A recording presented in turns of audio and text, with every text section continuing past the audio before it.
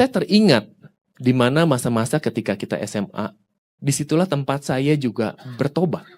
Di sanalah tempat saya mengenal Kristus pertama.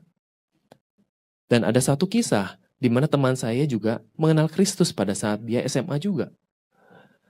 Dia cerita bagaimana dia waktu di SMA ketika dia pertama kali mengenal Kristus, dia ditolak. Karena keluarganya menolaknya karena perbedaan kepercayaan, berbeda agama. Dan perbedaannya, penolakannya luar biasa. Dia dianggap keluar dari keluarganya, dia ditolak, dan bahkan ketika untuk membaca Alkitab aja dia mengambil waktu untuk sembunyi-sembunyi. Kenapa? Karena Alkitabnya bahkan pernah dibuang sama kakaknya. Dia ada salah satu dari yang ada di foto ini. Ya. Kemudian waktu berlalu begitu cepatnya, saya penasaran. Kisah tersebut menguatkan kita, tapi juga bisa menjatuhkan kita. Kenapa? Membuat kita memiliki rasa takut. Aduh, kalau penolakan itu sedemikian kerasnya kah? Akhirnya saya bertemu kembali dengan teman saya itu. Saya iseng. Gimana kabarnya? Baik. Pertanyaan paling simpel pengen tahu tuh. Hari Minggu sibuk apa? Tahu kan maksud pertanyaannya kan?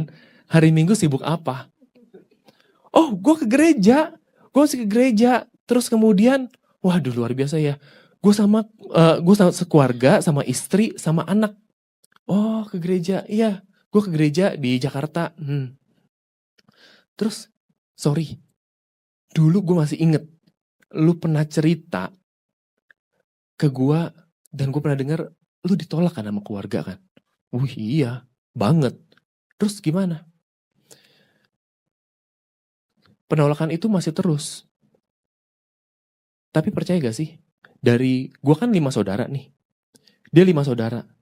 Dari 5 saudara, 3 udah bertobat percaya Kristus. Wow, luar biasa banget. Dan bahkan salah satunya adalah abang yang dulu pernah buang Alkitab dia. Beri kemuliaan buat Tuhan kita Yesus Kristus. Dan sekarang anak gue diterima beasiswa di tempat sekolah yang sama. Dia bilang begitu. Waduh, saya sampai, ya ampun. Saya cuma merasa pekerjaan Tuhan itu gak sesimpel itu. Pekerjaan Tuhan itu bukan pekerjaan yang cuman proyek jangka pendek. Ketika Tuhan menjamah saudara, menjamah dengan kasih-Nya, percayalah, Dia menjamah bukan untuk pekerjaan yang pendek, untuk proyek yang kecil.